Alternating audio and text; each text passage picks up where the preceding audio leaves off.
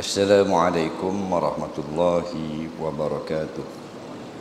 Bismillahirrahmanirrahim. Alhamdulillahi rabbil alamin. Wassalatu wassalamu ala asyrafil anbiya wal mursalin.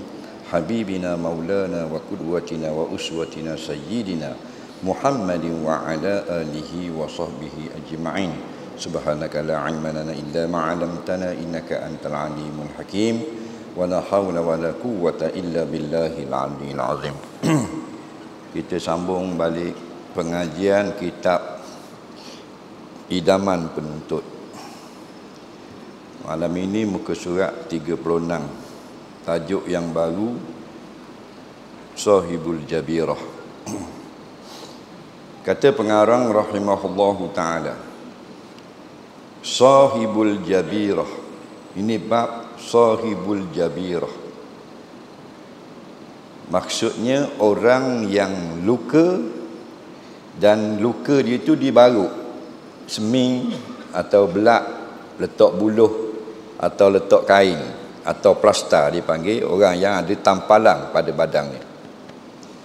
Orang yang luka dan ditampalnya dengan obat seperti koyok.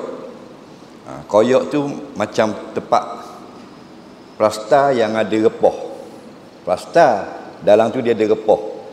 Kira obat lah. Kalau dulu-dulu panggil koyok, tepek gitu. Atau seming tu lah, yang tak boleh ditanggalkan.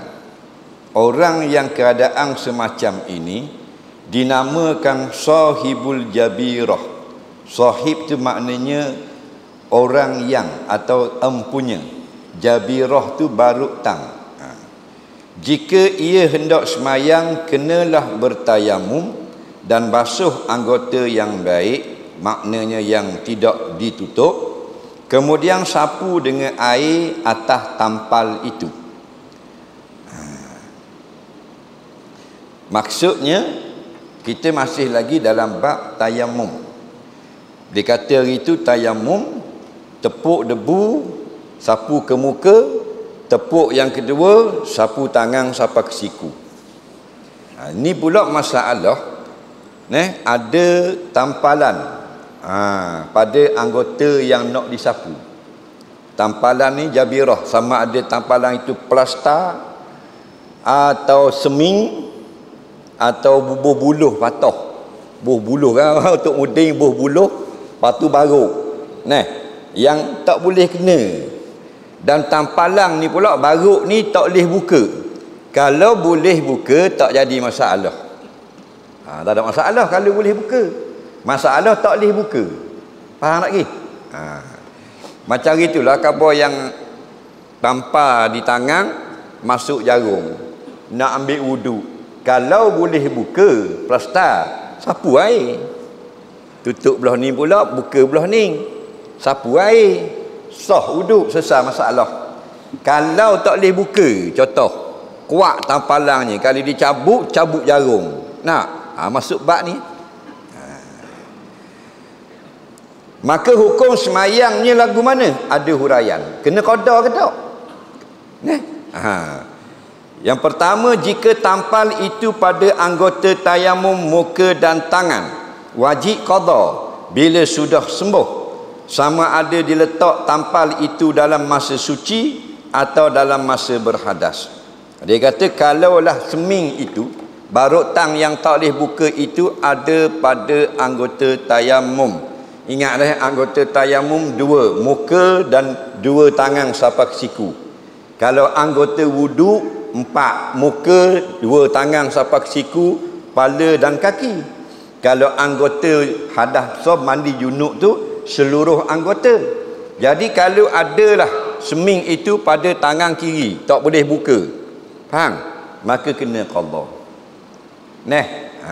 Kena qada. Kenapa? Kerana air tak kena dah nak ambil wuduk. Tanah tak kena pula sapu atas dia, sakak dengan tampalan. Yang kedua, jika tampal itu bukan pada anggota tayamum seperti kaki, tetapi diletak masa berhadas, wajib qada juga. Yang ketiga, jika ditampal itu bukan pada anggota tayamum, dia letak dalam masa suci daripada hadas, tetapi ada najis di tempatnya yang tiada dimaafkan, wajib qada juga. Yang ketiga, jika tampal itu, yang keempat, jika tampal itu bukan pada anggota tayamum, diletak dalam masa suci daripada hadas dan tidak ada najis yang tiada dimaafkan, tetapi tampal itu besar atau lebar lebih dari qada yang dikehendaki, banyak makan anggota yang baik, wajib qada juga. Yang kelima, jika tampal itu bukan pada anggota tayamum, diletak masa suci daripada hadas dan tidak ada najis yang tak dimaafkan, sedangkan tampal itu sekadar yang dikehendaki saja, tiadalah wajib qada. Faham tak? Tak faham lah. Kalau faham, tak payah ngaji lah, beli kitab baca sendiri. Begini. Yang pertama tadi dia kata, kalaulah tampalan itu ada pada anggota tayamum, plastar barut tang duduk pada tangan, ini panggil anggota tayamum, maka kita ambil wuduk pun tak kena sini, tak kena air, kita tayamum pun tak kena tanah, maka wajib qada. Yang kedua, kalau tampalan itu bukan pada anggota tayamum, anggota tayamum muka dan dua tangan saja. Contoh di buat sini ada pada kaki, atas kaki tapak, atau seming atas buku lali. Maka tengok, kalau dia masa dia bubuh seming tu dia dah ambil wuduk lagi, kena qada semayang. Faham? Tapi sebelum seming tu dia ambil wuduk dulu. Lepas ambil wuduk suci baru seming. Faham? Maka dia tayamum kat gigi muka dan dua pergelangan tangan. Hak ni ada sini tak ada masalah, tak wajib qada. Kemudian pula dia kata tadi, jikalau luka tu kecek je, sici je, sepatutnya pakai plastar kecek je, cukup dah gitu. Faham lagi? Maka di sini dia basuh-basuh lah, contoh kaki lah, kaki. Tetapi luka kecek je, nyubuh kain besar itu no atas kaki. Jadi tak boleh nak kena air sini. Faham lagi? Kena qada. Yang akhir sekali, betul-betul dengan luka tu padang dah dengan plastar yang ditepek, tidak lebih daripada yang diperlukan. Dan pakai pula masa ketika dia suci, maka dia tayamum tak payah qada. Batu ingat bila-bila ada patah-patah orang nak mari pasang seming, kalau boleh ambil wuduk dulu kejap, tilu tu ambil wuduk kejap. Ambil wuduk dulu. Kalau boleh lah. Dia gitu. Itu bab sahibul jabirah, orang yang ada plastar yang tak boleh buka. Macam seming tak boleh buka. Satu fardu, satu tayamum. Satu tayamum boleh digunakan untuk satu fardu dan beberapa sunat sahaja. Tidak sah digunakan untuk dua fardu macam wuduk. Tidak sah satu tayamum digunakan untuk khutbah dan semayang jemaah. Pendeknya tiap-tiap satu fardu, satu tayamum. Kerana apa? Kerana tayamum itu meringankan saja, bukan mengangkat hadas. Maksudnya kalau kita masuk waktu zuhur, tidak ada air, duduk di padang pasir, kita tayamum. Maka lepas tayamum boleh semayang zuhur, fardu zuhur. Faham tak lagi? Sekarang bila masuk waktu asar, kalau tak batal lagi wuduk, kena tayamum hak baru. Satu tayamum, satu fardu. Tayamum pertama untuk semayang zuhur, tayamum kedua semayang asar sekarang. Begitu juga garik dengan isya. Faham lagi? Tapi kalau semayang sunat tak apa. Contohnya dia tayamum, dia semayang sunat banyak, 20 rakaat tarawih, ngewitir pula jadi 23. Boleh. 1000 rakaat pun boleh. Selagi tidak batal. Adapun nak semayang pula hak fardu, kena tayamum semula. Tayamum dengan wuduk ni mana derah? Derah tayamum.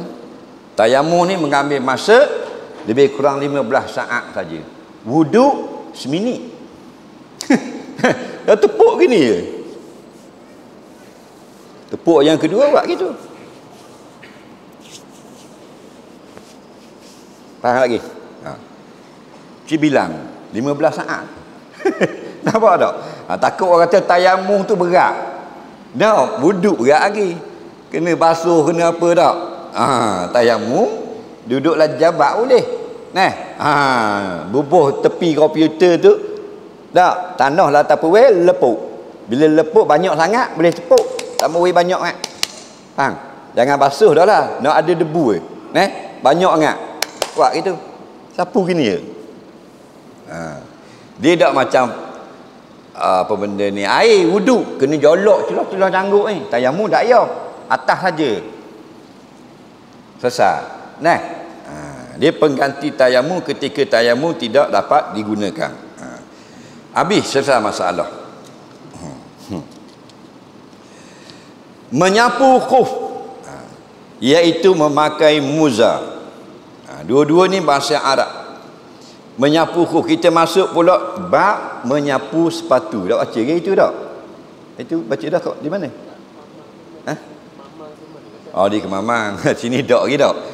Bahasa macam baru baca je bab menyapu sepatu. Ini tempat lain, kitab lain. Baik. Kita masuk pula sekarang hukum menyapu sepatu. Walaupun kita tidak amalkan, tapi kita belajar. Gitu juga dengan tayamum, kita selalu ada air. Tak penting mana nampak belajar bab tayamum, tapi biarlah berjaga-jaga. Sekarang bab menyapu khuf. Khuf ini maksudnya kasut, atau dipanggil muza. Muza ni gelaran kasut yang menutup kaki sampai ke atas, dipanggil muza. Tak apalah kita nak panggil menyapu sepatu pun boleh, bab menyapu khuf boleh, sapu muza pun boleh, sapu kasut pun boleh.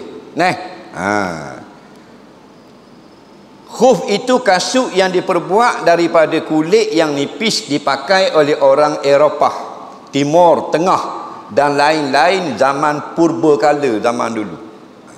Kasut orang zaman dulu. Keadaannya seperti stokeng. Dia macam stokeng kasut tu. Tutup oleh kulit. Dan sebelah luar ada kasut yang lain dua lapis. Setengah-setengah kitab Melayu memberi nama moza. Mereka memakai moza ini kerana menjaga daripada sejuk. Oleh sebab orang sebelah sini tidak ada menggunakannya moza, tidaklah saya nak panjangkan masalah, dia kata. Cuma disebut dengan ringkas sajalah. Sekurang-kurang kita dapat pengetahuan. Orang yang memakai moza harus menyapu dengan air atas kedua-dua mozanya, ganti dari basuh kedua kakinya ketika mengambil wuduk.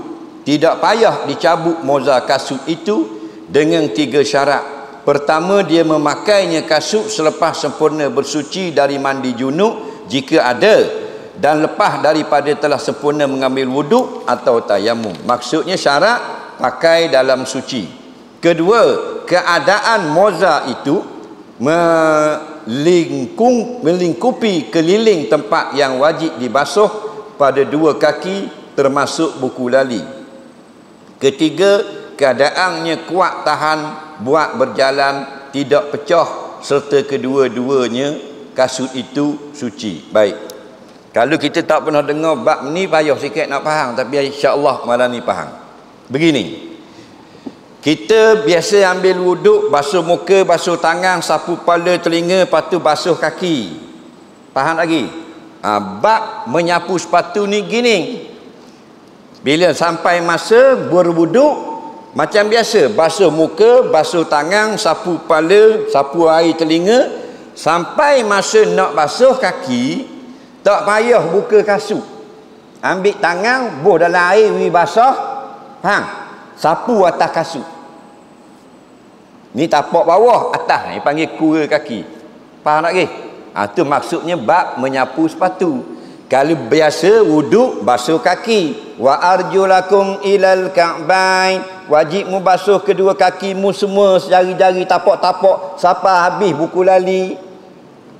Tapi bagi kes memakai sepatu khuf, time basuh kaki, tak payah basuh kaki. Ambil tangan, basah, air mutlak, air bersih, sapu atas ni. Sekali sudah sah. Faham lagi? Tapi syarat 3. Yang pertama, hendaklah kita pakai kasut tu selepas kita bersuci. Mana kalau kita pakai di dalam beradah tak boleh. Faham? Kalau kita ada hadas besar, kena mandi junub dulu, baru boleh pakai kasut. Kalau kita ada hadas kecil, ambil wuduk dulu, baru pakai kasut. Yang kedua, kasut itu mestilah menutup semua anggota yang wajib basuh pada kaki.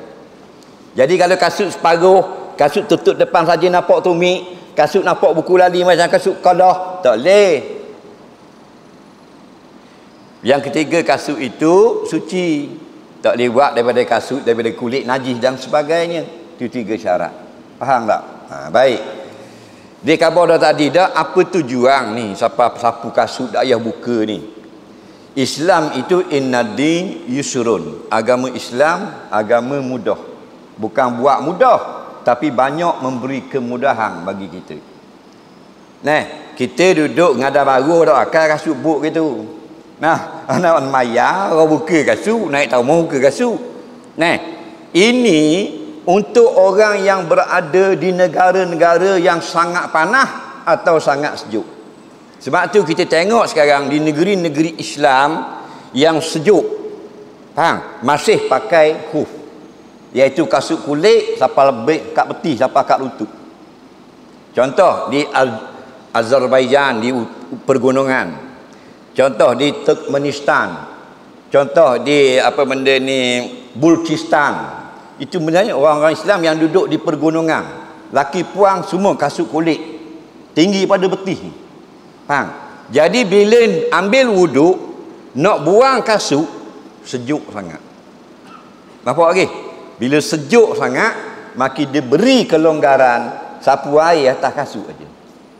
Itu maksudnya Islam agama mudah. Yuridullahu bikumul yusra. Dalam syariat Allah nak kamu jadi mudah. Wala yuridu bikumul usra. Allah tak mahu jadi payah-payah. Ini contohnya. Mudah ni. Kita kata tu, ambo sejuk pada dia buka kasut. Memang muduk ngadan baru. Faham lagi? Cuma duduk di Chechnya, musim salji. Mu duduk di Ukraine, musim salji. Mu duduk di Tajikistan. Dengan sejuknya tu, buka tu jadi biru kaki. Jadi dia beri kelonggaran, tak buka kasut kerana nak semayang, sapu air di atas. Faham tak? Itu panggil keringanan agama. Kita tiba-tiba duduk ngada baru pakai kasut buk kat peha gok. Tak boleh nak buka sejuk. Juk kenapa ngada baru? Kena faham gitu. Tak? Sebab tu dia kata tadi, oleh kerana kita tak pakai di sini, pengarang tak mau panjang-panjang sangat dah. Tapi semua bab sapu sepatu ini disebut hampir dalam semua kitab-kitab hadis dan kitab-kitab fiqh. Beberapa hadis datang daripada Nabi menjadi satu ilmu bagi kita. Walaupun kita tak amal pakai sepatu yang panjang begini, musim sejuk, tapi kita tahu. Ini adalah ilmu daripada ilmu syariat Islam. Baik. Setelah cukup segala syarat itu, bila hendak mengambil air semayang semula, bolehlah pakai sapu saja di atas dengan tak payah buka dan tak payah basuh kaki lagi selama sehari semalam bagi orang yang dalam negeri mukim tak musafir, dan 3 hari 3 malam bagi orang yang dalam perjalanan musafir. Masanya dikira dari mula habis jika lepas pakai, tidak dari mula berhadas atau dari mula menyapu.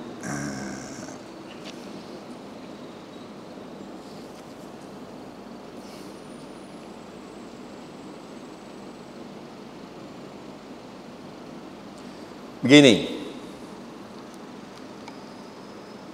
kalau kita tidak musafir, duduk mukimlah, tak ke mana-mana, maka boleh menyapu sepatu ini sehari semalam, 24 jam. Kalau kita musafir, boleh sapu sepatu 3 hari 3 malam. Maknanya kalau kita sekarang ini, sekarang pukul 8 malam, kita pun menyapu, kita pun ambil wuduk pakai kasut. Faham lagi? Kita pakai kasut. Nah, nanti sampai masa kita beradah, contoh nak mayang Isya kat lagi. Faham lagi?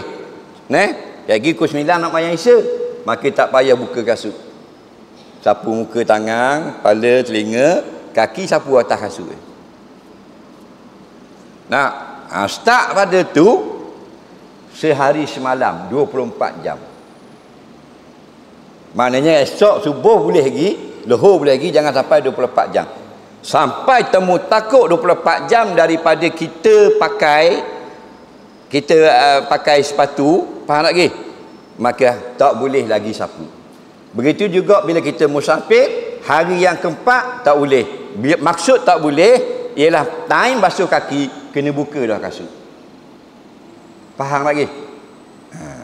Tak faham, nak faham sikit-sikit tak apa dah. Dah rajin amal dah. Kita bukan orang pergunungan, tapi tak apa. Sebagai contoh, umpamanya Zaid, nama Zaid lah. Zaid mana-mana lah, bukan Kuala Lumpur tu. Lepas mengambil wuduk, memakai moza kira-kira pukul 1 tengah hari. Dia ambil wuduk, dia pakai sepatu pukul 1 tengah hari. Kemudian ia semayang Zuhur. Lepas itu tahan air semayangnya hingga pukul 4, baru dia beradah sehingga pukul 5 petang baru ia ambil air semayang kerana hendak semayang asar. Jadi mula sehari semalam itu dikira dari pukul 5 petang, tidak dari pukul 4 atau pukul 1. Faham lagi? Pukul 1 tengah hari ambil wuduk, pakai sepatu, semayang Zuhur 1:30. Tak batal pula wuduk. Pukul 3 tak batal lagi. Pukul 4 baru batal wuduk. Bok, ketuk suting. Tapi dah ambil wuduk lagi pasal semayang asar 4:45 baru bang, contoh. Maka pukul 5 baru dia ambil wuduk. Ambil wuduk tu, faham tak lagi? Kena sapu tak kaki?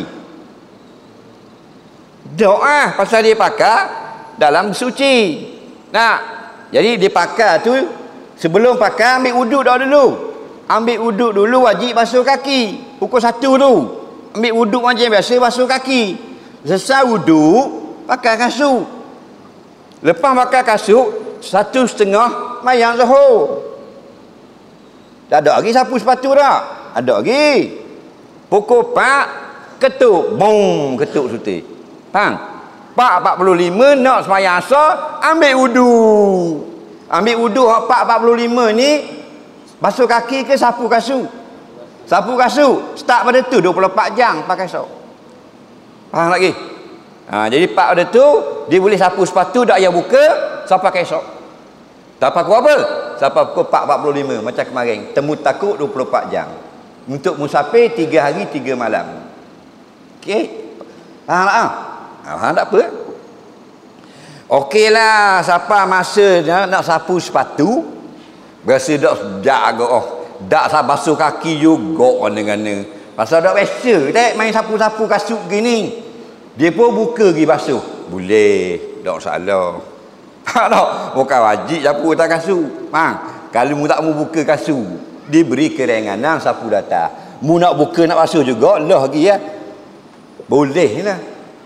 Dan setengah ulama kata kalau buka pergi basuh afdal. Cuma nak kata boleh. Sama macam kita musafir.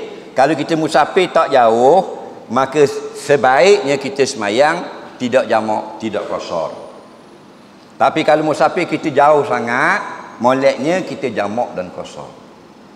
Kerana tidak jauh itu walaupun sudah sampai 85 km, perjalanan kita tidak berat. Duduk dalam masjid S600 kereta sejuta suti, berdesung ekong, tak rasa lelah sikit, nak rengangnya perjalanan. Walaupun cukup kilometer dah, kata setengah ulama afdal semayang macam biasa. Kau naik beng-beng gogang orang sapa ke Kemamang, belok belakang-belakang lengah, afdal orang susah jamak. Tapi dia nak jamak juga boleh, walaupun dia naik kereta 4 juta kali pun, kerana sudah sampai 2 marhalah. Jadi sampai masa kita nak sapu kasut, kita tak ambil sapu kasut, nak buka gak kasut, nak basuh kat kaki, boleh. Dok gini kita rasa nak sapu sebelah, nak basuh sebelah. Nampak? Pasal ni nak teras sekali. Nak macam-macam peseng orang ni. Betul tak? Macam-macam peseng. Ni macam kita ngajar ni, orang duk tengok live ke apa kan? Oh ada gak orang tak suka. Ada gak orang marah. Betul tak? Dia dah buat gua ni. Kita bukan nak ngajar orang hak tak suka, nak ngajar orang hak suka je. Faham tak lagi? Dan mudah suka kita nak buat gua ni. Betul tak? Nak buka sebelah je kasut, sebelah lagi nak sapu, tak boleh. Bila terbuka sebelah, kena sapu dua belah. Tu peraturan dia. Banyak tak soalan? Tak banyak. Baik. Kulit suci disamak. Kulit bangkai binatang kecuali anjing dan babi semuanya boleh suci dan disamakkan dia kulit. Sama ada binatang yang halal dimakan seperti lembu dan kambing atau tidak halal dimakan seperti buaya dan ular. Kita masuk pula bab samak. Bila sebut bab samak, bukan basuh najis anjing. Basuh najis anjing itu sertu. Faham lagi? Jangan tukar.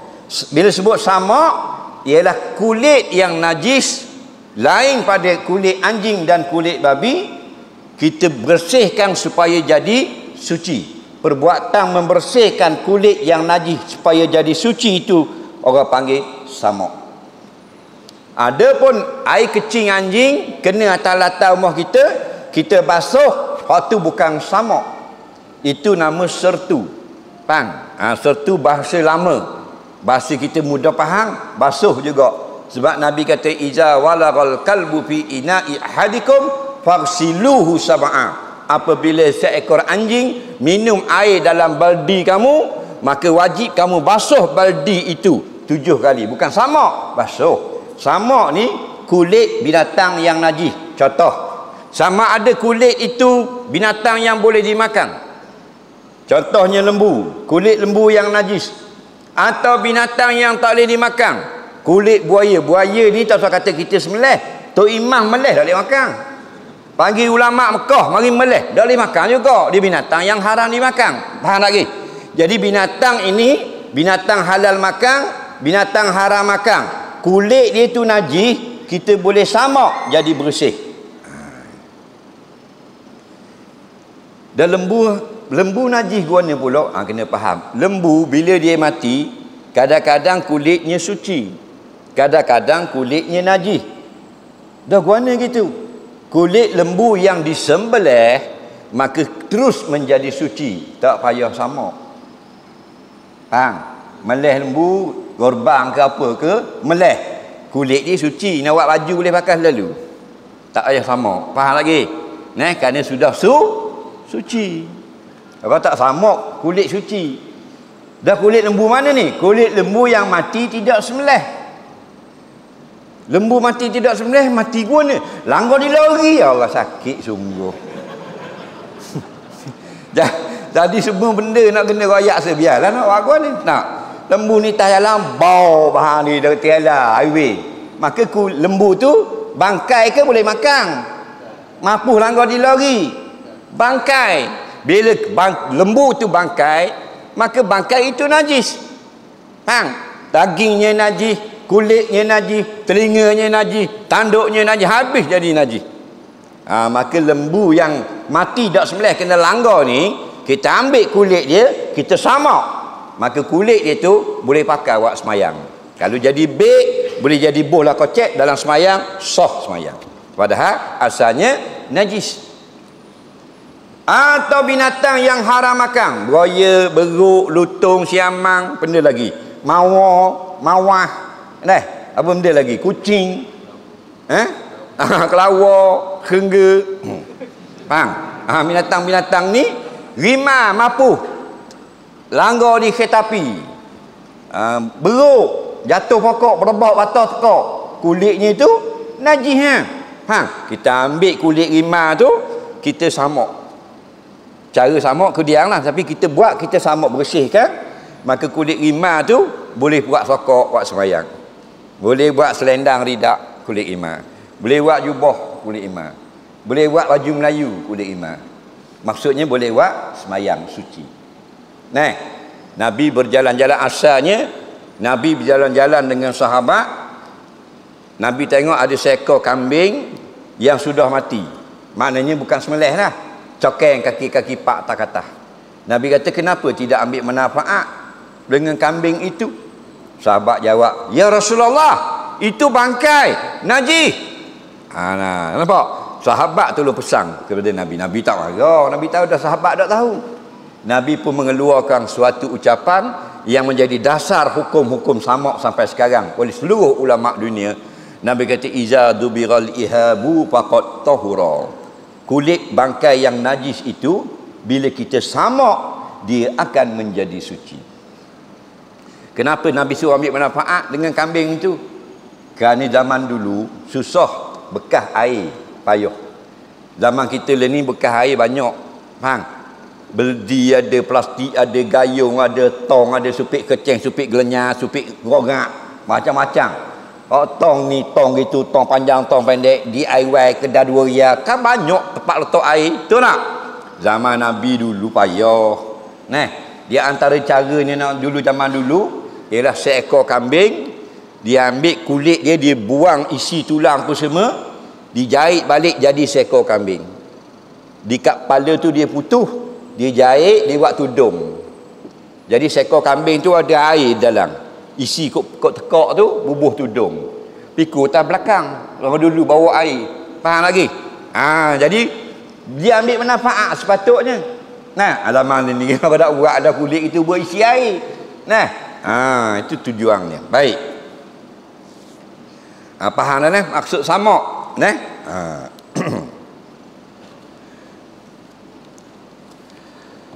Cara menyamak itu hendaklah dihilangkan atau dibuang benda-benda yang melekat pada kulit itu seperti lendir, darah dan lain-lain yang mana yang boleh menjadi busuk.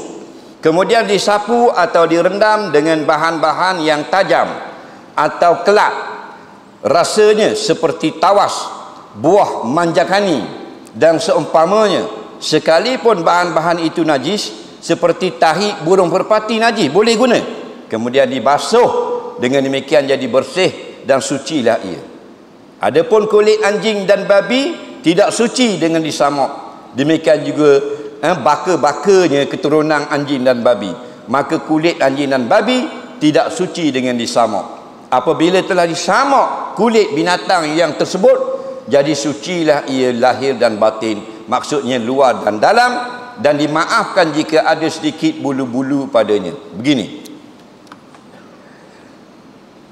Ini kulit, ini seekor lembu atau seekor rimau atau seekor buaya dan seumpamanya yang kita nak samak. Kita ambil binatang tu, kita belah, kita ambil kulitnya sahaja. Macam orang korban yang ambil lapah, ambil kulit je. Dapatkan kulit sahaja. Bila dah dapatkan kulit saja, kulit rimau, jangan ada tulang, jangan daging, jangan lendir, jangan benda lain, kulitnya sahaja. Kemudian bila ambil kulit, memang ada lekat sini lendir-lendir, lemak-lemak dan daging sedikit. Itu yang kita basuh. Cara basuhnya kalau zaman dulu guna tawah. Tawah tu orang buh dalam telaga zaman dulu kan, telaga kan, jadi bersih air. Macam asid zaman ni lah. Orang buh di Pulau Musang tu dalam taki air tu nak bersih air. Tak? Dan kadang-kadang orang guna tarik burung pati. Tarik burung pati kan tajam. Batu burung pati kalau berok atas kereta, cucu air lalu mana tu. Esok boleh jadi bekas. Walaupun kita basuh, jadi cat tu jadi pudar. Kuat tarik burung pati tu, boleh buat gonyoh. Jadi bila ambil tarik burung pati, atau benda-benda seperti lada yang pedas dan sebagainya, gonyoh dengan beruh di atas lendir-lendir tadi, cabut. Faham lagi? Jadi bersih. Kalau zaman sekarang, mereka gunakan asid. Tak guna dah tawar, tak guna dah tahi burung pati. Ini cerita lama. Sekarang asid. Negara yang paling banyak kilang-kilang samak kulit hayawan, Espana. Nampak? Pergi apa? Andalus tu benda. Ha? Andalus. Orang Melayu panggil Spanyol. Orang putih panggil Spain. Orang Spain panggil Hispana. Hispaniola. Nampak? Spanyol tu banyak duduk samak kulit lembu. Dan yang kedua Argentina. Dan siap jadi bersih, kulit-kulit itu dia ekspor ke Amerika, ke UK dan sebagainya. Sampai di UK, sampai Amerika, dibuatlah jadi beg kulit. Di Itali jadi beg kulit, jadi baju kulit, jaket kulit, seluar kulit, tali pinggang kulit, dompet dan sebagainya. Faham lagi?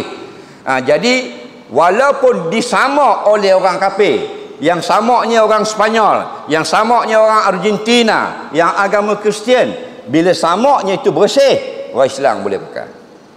Kerana tidak disyaratkan tukang samak Muslim. Kerana ini bukan bab ibadah, bab bersih.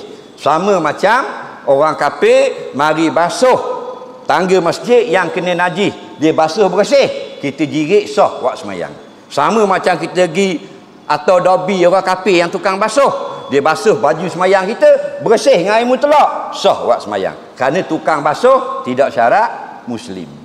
Maka tukang samak sama juga tidak syarat Muslim. Faham? Dulu ada jadi isu, tak boleh pakai buat semayang, made in USA. Faham? Tetapi kalau orang Islam yang samak tak bersih, tak boleh pakai.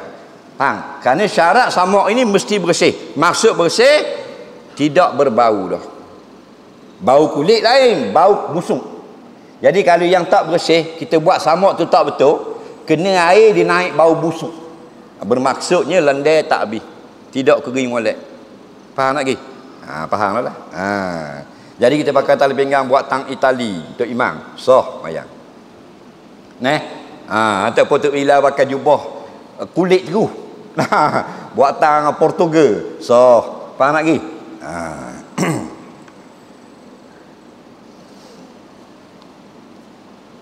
Adapun kulit anjing dan babi, musamaklah sampai kiamat pun dia tak jadi suci. Faham? Tapi kalau kulit lembu, gambar anjing, boleh. kulit lembu, gambar anjing, boleh pakai. Dan warna pula gitu. Hush puppy. Faham lagi? Hush puppy tu, kasut dia tu 300 je tu. Kalau original tu tak ada masuk dah sini tu. Kalau buat tang perang tu, hush puppy tu kan. Dia ada gambar anak anjing belakang. Pak dia buat gambar anak anjing. Tu bukan anjing, tu logo je, kulit lembu. Faham lagi? Nampak? Tapi kalau kulit anjing buat logo Kaabah boleh pakai. Jauh. Dia tengok zat benda itu sendiri. Jadi begitulah lebih kurang tentang samak. Lain daripada kulit, wallahu a'lam. Baik, kutipan sumbangan derma malam ini macam biasalah untuk kebajikan dan maslahat Masjid Jami' Pengadang Baru kita. Untuk penonton di Facebook Live, ada tertera akaun masjid di skrin Facebook, iaitu nombor akaun masjid Bank Islam 130-100-17702. Untuk nak bayar bil api masjid 220-726-99-7406. Tolong jalankan tong masjid daripada kanan ke kiri. Mana tahu nak ada nak bayar apa benda ni, bayar api masjid sekali. Nak Allah selamatkan kita daripada Covid. Orang lain mati, kita hidup. Tak lagi. Dia tak? Nak tahu. Cek tengok dalam KWSP ada 40,000. Aku nak ambil 1,000. Wi ke bayar api masjid kali tinggal 39. Bukan tinggal RM3.9. 40,000 ambil 1,000 bayar api masjid tinggal 39,000. Betul tak? Banyak lagi tinggal. Tapi tang kita nak ambil tu lah, setan katalah, apa beli 1,000. Beli sial apa. Kita pun tak jadi pula 1,000 sial pula. Gitu tak malah dah bang Covid mati kerah kita. Baik, sambil kita gerak-gerak kantong, kita tengoklah soalan orang mengadang baru. Apa hukum orang yang kerja offshore tidak solat Jumaat? Apa makna offshore? Kena faham situ dulu. Onshore, offshore. Maknanya di luar laut lepas. Faham? Jadi tengah laut tu, di lautan tu. Kalau di Terengganu ini rig pelantar-pelantar minyak biasa 150 kilo, 200 kilo daripada pantai. Kalau di Sabah dia dekat sikit, 20 kilo, 25 kilo macam Indonesia kan. Tapi kalau pan laut di Terengganu ni, nah di Kelantan, rig kita punya pelantar minyak 180 kilo, 200 kilo sampai dekat sepadang Vietnam. Jadi bila duduk di tengah laut itu bekerja, tak sembahyang Jumaat, boleh atau tidak? Jawabnya, ada tak masjid Jumaat di sana? Ada tak orang buat tengah laut tu sebuah masjid untuk pelantar minyak? Ada? Tak ada. Bila tak ada, tidak wajib Jumaat. Jangan pelik. Faham tak lagi? Jadi giliran bekerja, ada yang seminggu di darat, di laut, seminggu balik di darat rehat. Ada yang 2 minggu, 2 minggu. Ada yang sebulan, sebulan. Ada yang 3 bulan, sebulan. Saya ada beberapa orang sahabat 3 bulan duduk dalam laut, sebulan di darat. Jadi sebulan di darat wajib Jumaat. Faham lagi? Dah kalau kita kerja di bandar ni, kenapa kita pergi sembahyang Jumaat? Kerja kita ini kerja yang boleh tinggal. Faham tak? Takkan dah sekali nak berjemaah awak balik belaka, mengali kota belaka, belanja berapa? Dan tempat itu jauh, kerja mereka itu pula fardu kifayah, mengambil bahan api untuk kegunaan maslahat orang awam ramai. Bukan kerja buat biskut jagung. Nampak lagi? Kena faham baik-baik.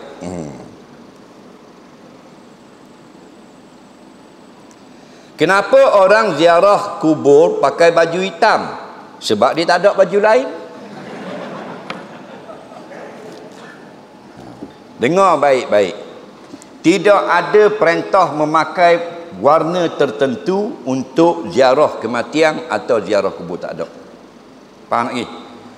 Mu pakai baju hitam boleh ziarah, mu pakai baju putih boleh ziarah, pakai baju biru boleh ziarah, hijau pun boleh ziarah.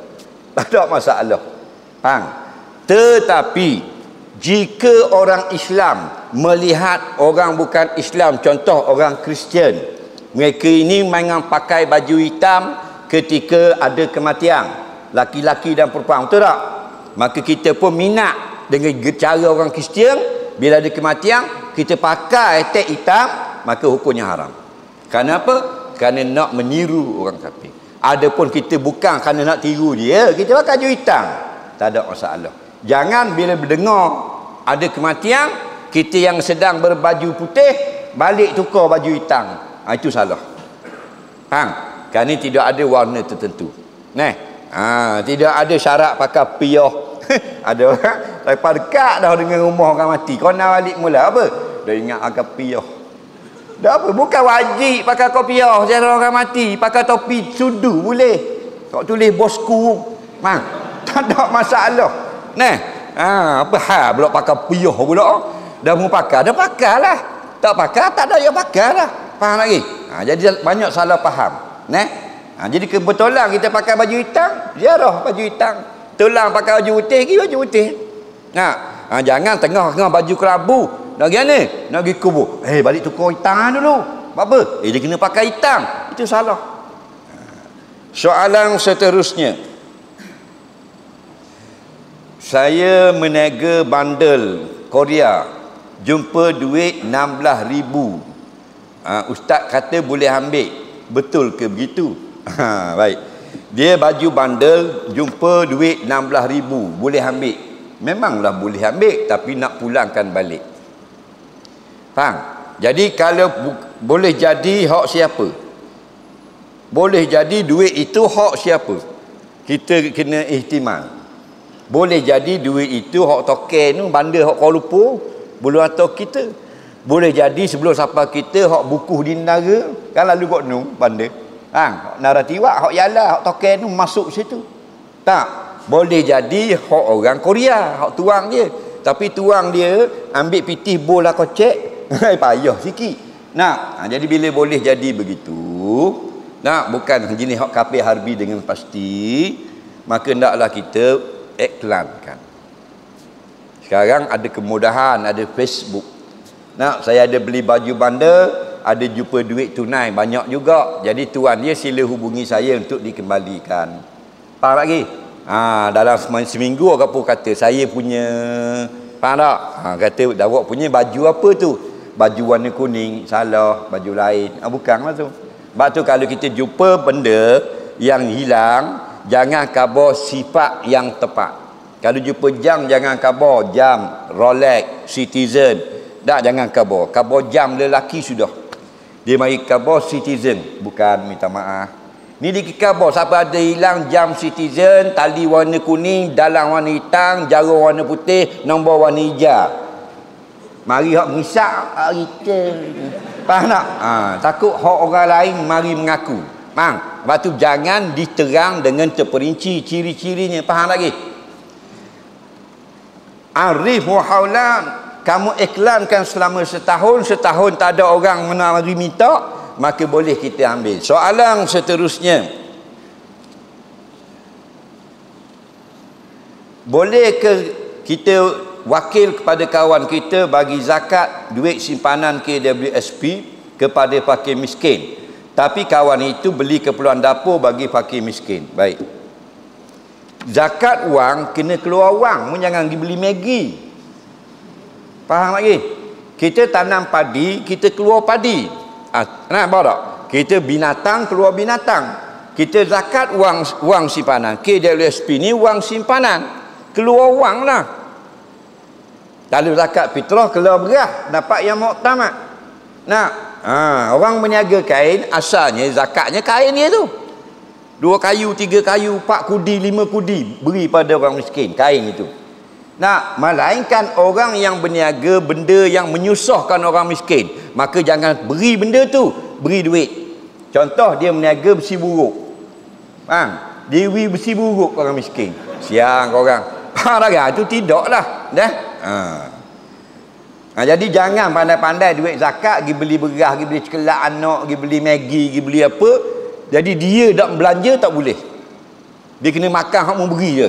Beri dia duit ataupun beras. Beras dia boleh jual beli selalu, duit boleh beli selalu. Soalan seterusnya, boleh tak ucap takziah kepada orang bukan Islam? Baik. Boleh ke tak?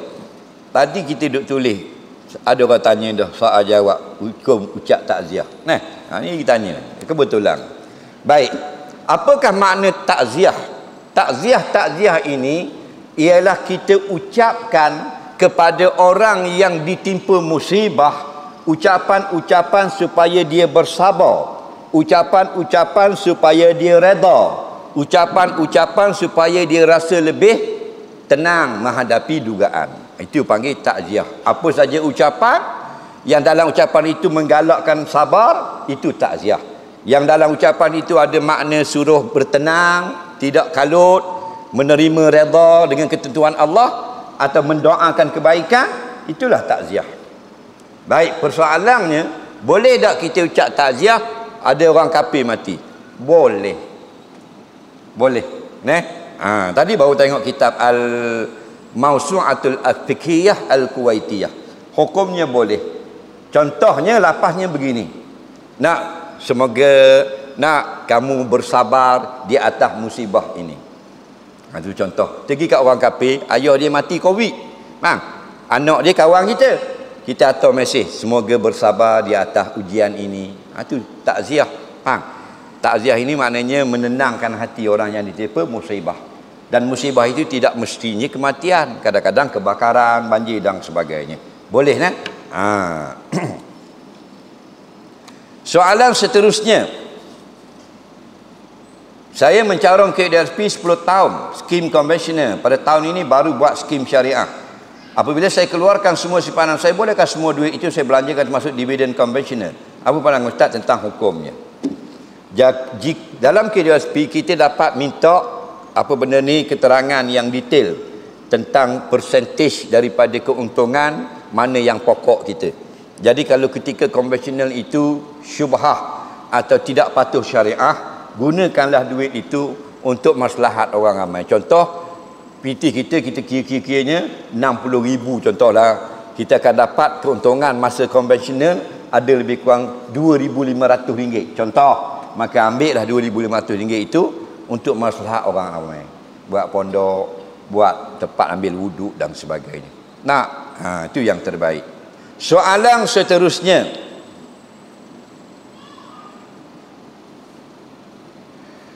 semalam dalam TV khabar boleh rapat sah dah. Kenapa sekarang masih belum rapat? Jawab masjid. Bila start boleh rapat? 1 hari bulan 4. Semalam umum. Bukan hari ni boleh rapat lagi. 1 hari bulan. Jadi soalan ini kena tanya semula 1 hari bulan lagi. Betul tak? 1 hari bulan tak rapat, kita kena tanya hak baca-baca berita tu pula. Itulah hidup kita ujian Allah. Betul tak?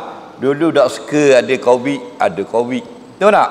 Kita Covid tahun lepas kan 2020. Kita ingat 2 minggu je, huru-hara tak? 2 tahun. Itu semua kita tak nyangka pasal kita ini berbolak-balik dalam ketentuan Allah. Atau kita jalan terus. Sampai masa yang benda yang baik, alhamdulillah. Sampai masa yang tidak baik, innalillah. Faham tak lagi? Begitulah hidup kita. 2 tahun pakai topeng, sampai buka topeng jadi uduh muka. Jadi nak pakai topeng sok mau dah. Soalan yang mana satu betul? Astaghfirullahalazim alladzi la ilaha illa huwal hayyul qayyum.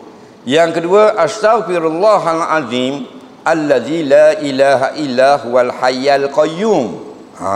Mana betul? Astaghfirullahalazim alladzi la ilaha illa hu al hayyul qayyum. Seorang lagi, astaghfirullahalazim alladzi la ilaha illa hu al hayyul qayyum. Mana satu betul? Tidak ada satu, dua-dua betul. Faham tak lagi? Dua-dua betul. Nampak? Iza sahal makna sahal i'rabu. Faham lagi? Makna tidak lari dua-dua.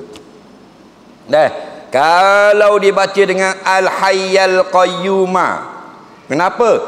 Kerana itu menjadi na'at bagi al-aziz. Astaghfirullah, aku minta ampun akan Allah, baca bagi patah bagi datar. Al-azimah, sifat bagi lafzul jalalah pun baca dengan patah. Kemudian mari pula illahu, melainkan dia Allah belakang. Mana? Al-hayya.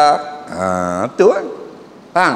Ni pula illahu al-hayyul qayyum. Al-hayyul qayyum. Jadi khabar bagi mubtada yang makdur, yang mahzuf, takdir kalam huwal hayyul qayyum. Dua-dua betul. Baik, tak usah baloh. Zikir baloh kok. Hok dak zikir tu masalah. Faham lagi? Soalan seterusnya, tok laki syak dadah. Dak cara kanak bini guana ni. Dah nanti masalah ni. Batu hati-hatilah kalau kita memilih calon suami. Kalau bandar lengok cakap kena hok dadah ni masalah. Bukan tak boleh baik, payah nak baik. Jadi curi hok orang, ambil hok orang dan sebagainya. Dah era kanak bini dah. Kaki patah masuk semin 6 bulan, sebelum semin tu dah ambil wuduk sebab cedera parah. Kena qada 6 bulan tu ke guana? Baik. Bagi orang awam yang tidak mampu untuk melakukan qada seperti itu, dia boleh taklid pada pendapat muqabil yang sahih, iaitu tidak perlu qada. Kau dhaif. Faham lagi? Itu keringanan. Sebab itulah bila khilaf pandangan-pandangan yang berbagai, maka keringanan bagi umat. Soalan seterusnya, amba suka pasang lagu amba suka lagu kalipah. Lagu itu nasihat. Adakah tuan lagu dapat pahala? Kalau ada maslahat kebaikan, dapat pahala. Ad-dalu 'alal khairi ka fa'ilihi. Orang yang menunjuk pada buat baik, dia dapat pahala orang buat baik. Sama ada ditunjuk itu dengan mulut, dengan percakapan. Maka orang pun ikut mulut dia, nasihat dia, dia dapat pahala. Atau ditunjuk dengan tangan. Mana surah nak pergi mayang jap, tu surah tu. Tukang tunjuk boleh gok pahala. Atau tak guna tangan, dia buat signboard anak panah. Surah gini, tiga utir nak panah dia pacang biar jalan. Orang tengok anak panah tu jumpa surah. Tukar buat boleh gok pahala. Faham tak lagi? Atau dia kata dalam WhatsApp boleh. Adal alal khairi kafa'ilihi. Atau ditunjuk tu dalam syair, dia karang syair, dia karang pantun, dia buat puisi atau ditulis lirik lagu. Yang bila orang dengar lagu itu, orang buat benda yang baik, maka dapat pahala. Soalan seterusnya sikit lagi. Waalaikumsalam. Boleh? Baru-baru ni kita dikejutkan dengan berita yang isu perbezaan jantung antara jantung manusia dengan jantung daging. Khinzir. Baik. Jadi saya nak tanya pasal soalan ni, apa hukum untuk yang bagi yang bukan Islam, yang orang Islam untuk yang bedah jantung, yang Bedah pakai hak jantung babi tadi. yang berlaku dekat mereka yang harganya 10,000 lebih. Baik, begini. Masalah pembedahan jantung dia masuk dalam bab merawat. Kaedah asalnya Nabi kata tadawau wala tatadawau binajisin. Berubatlah kamu dan janganlah berubat dengan yang najis. Faham lagi? Itu kaedah asal. Tetapi apabila tidak ada pilihan, maka dibenarkan yang najis. Faham? Asalnya Allah kata, ya ayyuhan nasu kulu mimma fil ardi halalan thayyiba. Wahai manusia, makanlah rezeki yang di bumi itu yang halal dan yang bersih. Itu asal. Nampak? Innama harrama alaikumul maitata. Dan ayat yang lain, Allah Ta'ala mengharamkan kamu makan bangkai. Tetapi kalau orang yang sampai di padang pasir, sesak, tak jumpa makanan, 3 hari tak nak pesang dah, tiba-tiba ada bangkai di depan mata, tidak boleh pilih. Ada bangkai, kalau dia makan sedikit bangkai itu boleh menyelamatkan nyawanya. Boleh atau tak makan?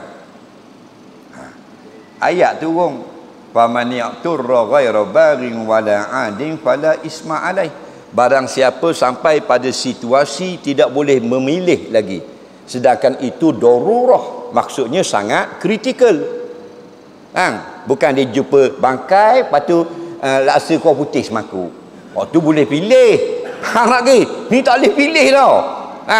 Maka tidak sengaja dan tidak berlebih-lebihan, dia pun makan bangkai, fala isma alaih, maka tidak berdosa atasnya. Balik kita kepada asal tadawau, berobatlah. Wala tatadawau bin najisin, tapi jangan berobat dengan yang najis, iaitu ketika ada pilihan. Bila tidak ada pilihan, hanya ada ubat yang najis, ubat yang memabukkan, bukan arak, maka dibolehkan. Contoh, obat batuk.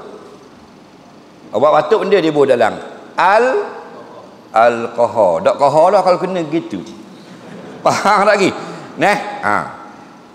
Maka dia pun batuk. Obat lain tak jadi apa, cekelak haid tak jadi apa, tak jadi benar obat batuk. Faham? Maka boleh tak? Padahal ni tak boleh, tak boleh ada alkohol. Faham lagi? Maka jadi harus.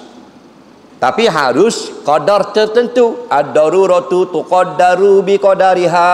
Bila darurah itu bukan sewenang-wenang, dibenarkan mengikut qadar-qadarnya sahaja, ikut dos sahaja. Satu sudu teh obat batuk, hukumnya harus dibahang sudu nasi tu. Faham lagi? Obat batuk sebotol sudu nasi. Faham? Jadi haram. Maka apabila pembedahan ada dalam kes ini, mesti menggunakan injak yang dibuat daripada organ binatang. Yang banyak di dalam pemindahan jantung, organ-organ yang daripada haiwan ialah lembu dan khinzir. Dua ni paling banyak. Tak guna organ kerengga, organ cicak, tak guna. Yang boleh guna banyak lembu dan khinzir. Dan yang mahal lembu, dan yang murah khinzir. Jadi apabila kita boleh memilih, kita memilih organ daripada lembu. Kerana boleh ada pilihan, bukan kita tinggalkan babi. Hukumnya harus. Lembu boleh, khinzir boleh. Sengaja pilih yang khinzir, tak boleh.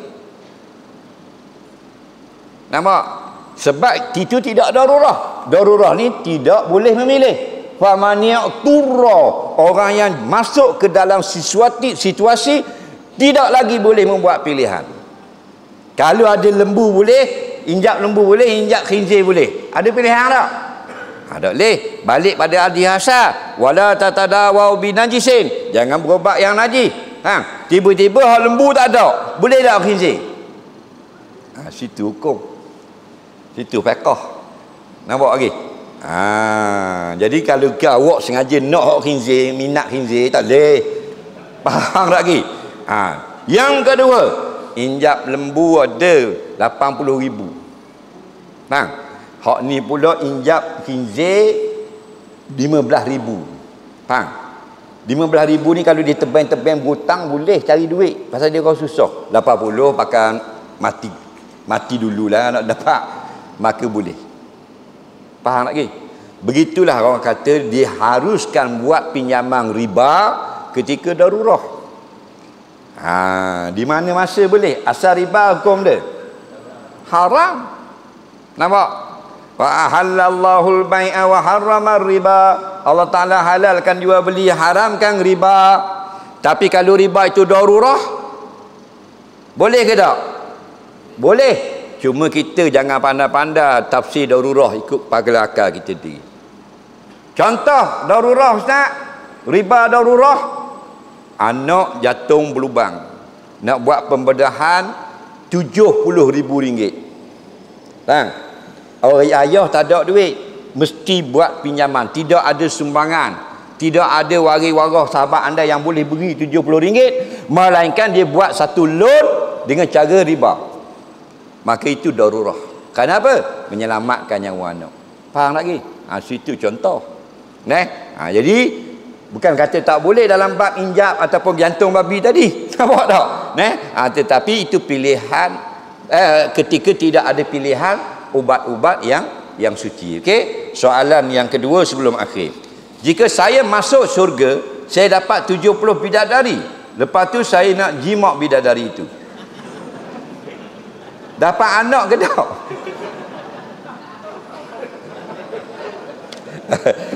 Tak ada kerja lah mu ni. Aduh lah. Dalam 1 April yang bidadari dah. Baik. Dia tidak beranak. Dan kalau nak anak, dia boleh beranak. Apa yang kita nak ada. Nak anak, nak baby boleh. Nak orang tua pun boleh. Nampak tak? Dia takut beranak. Dah 70 orang. Waktu tak pakai laping ni nak beli paper gitu ke hok pula. Tak? Jangan fikir macam atas dunia lain. Azwajum mutahharah. Pasangan-pasangan iaitu perempuan-perempuan dara yang sebaya. Innalil muttaqina mafaza hadaika wa a'naba wa kawa'iba atraba. Isteri-isteri kamu tu ialah anak-anak dara awet-awet cung hok sangat cantik. Nampak? Sangat cantik yang sebaya emo-emo. Mutahharah. Apa mutahharah? Tidak haid, tidak nifas, tidak istihadah, tidak segugu, tidak putihan, tidak cing, tidak berak, tidak keluar air mazi, tak keluar wadi dah. Faham lagi? Tidak beludah, tidak rohak, tidak inguh, tidak ketuk, tak berak.